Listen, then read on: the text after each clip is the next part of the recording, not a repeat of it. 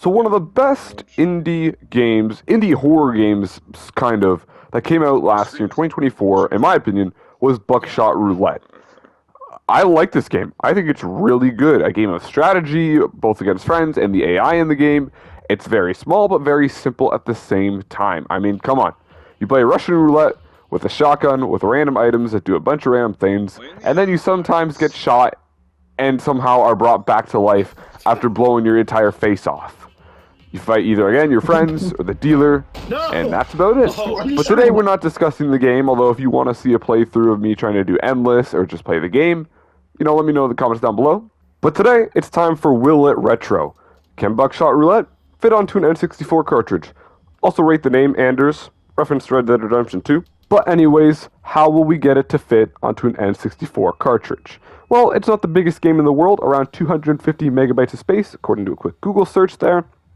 But again, it doesn't seem very hard to get onto an N64 cartridge. Let's talk about what we're going to add, change, and remove to shrink it down a bit.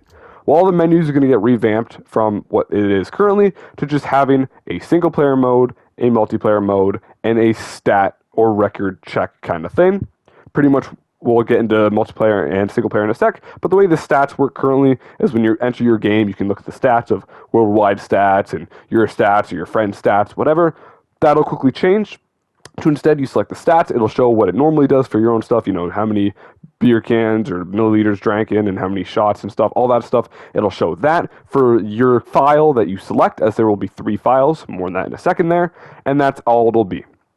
And then in single-player mode, like I said, instead of it just, doing the whole cutscene, we will be taking out every single cutscene from the multiplayer and single-player modes. So the intro cutscenes, the death cutscene, the win cutscene, all that stuff will be taken out to just save space, and instead, when you hit single player, it'll take you right to a file select. One of 3.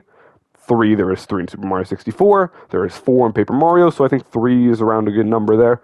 But you will select 1, it'll put you into the single player mode, and instead of doing the whole stuff, again, by the way, you'll already give yourself a name or whatnot, so instead of the intro cutscene, it'll just take you right to where your name would be, right to the start of the game where you start the first round. That it'll just skip everything from putting your name in and the intro and everything like that. Put you right there. Then you play out the 3 rounds as normal, and again, here's what we're going to take out as well, is the double or nothing mode. Usually you would take the pill bottle to activate double or nothing, but instead, when you get to that 3rd round and potentially win that 3rd round, here's how it will work. Instead of just ending if you lose, or just winning if you win, it'll give you the option of continue, or end and take the money. That's it.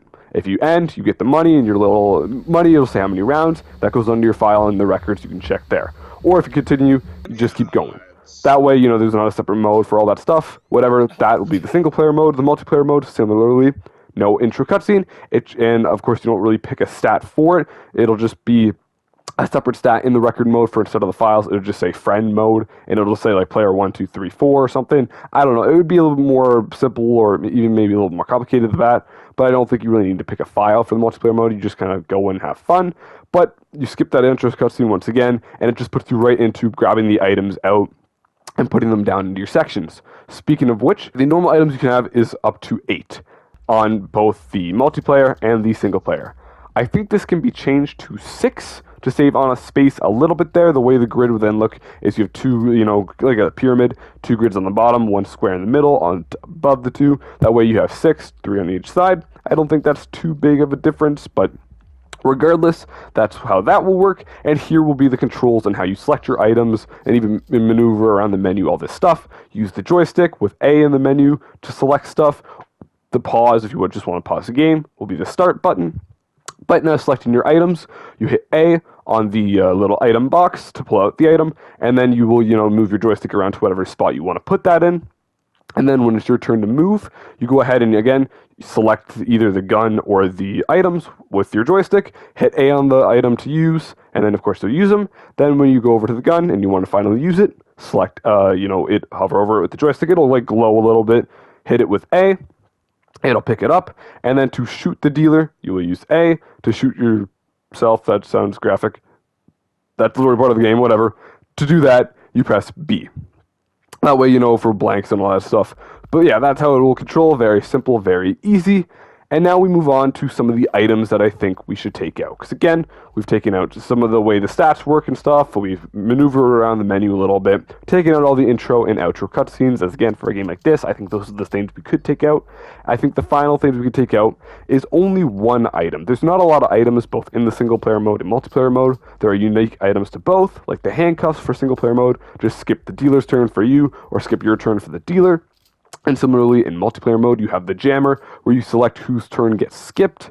And then also in the multiplayer mode, there is the polarity switch machine, where pretty much it just switches what the round is in the shotgun. So if it's a live round in the gun, it'll switch to blank. And if it's a blank round in the gun, it'll switch to live. I like that it's more unique to multiplayer. I don't think it would work quite as well as single player. So that way, that's fine. But the item I do think we should remove is the beer can. The way it works is when you drink a beer, it just racks the gun, getting rid of whatever bullet was currently in the sequence. So if there's live round or a blank round, doesn't matter, it just removes it off the board. The way this is supposed to be used is if you do not have any information, you haven't used the phone to just see what the future item is. If you can remember it might, the way the phone works, it'll say number 3 is a live round, number 3 is a blank round, whatever. So if you don't know what's currently in, you also have the spyglass to break and look at what the current gun or bullet is in the gun. But once again, if you don't know any information at all, you have a 50-50 chance or a less than 50 chance, you just drink a beer and it racks the shotgun for you, just to make yourself feel safe and maybe get closer to being able to get another item.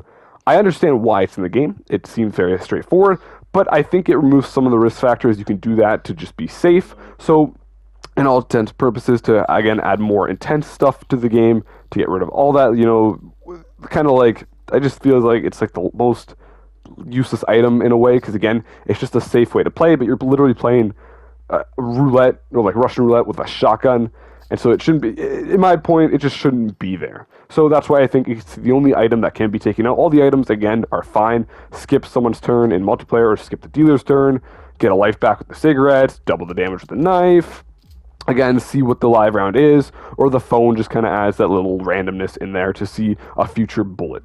So yeah, that's really how I think it'll work. Again, use the joystick to move around, start to pause, A to select an item, and then when you select the shotgun with A, hovering over it, B to shoot yourself, A to shoot the dealer or somebody else in multiplayer mode. Again, the records are kind of similar to Smash 64.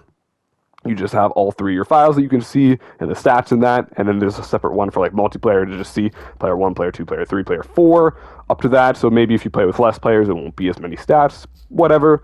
And then again, the endless mode, you get to the final round instead of just being in endless mode by taking the pills. Once again, it just says, hey, you want to continue, you don't want to continue, and the screen will just go black and go back to the main menu. And then finally, we just remove the beer can from the game. But that will be my version of Buckshot Roulette on the N64. Who knows, maybe it'll happen eventually, but it would be a cool game to see nonetheless. But without further ado, hope you guys did enjoy nonetheless.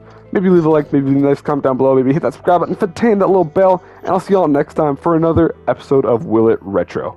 Bye, everybody.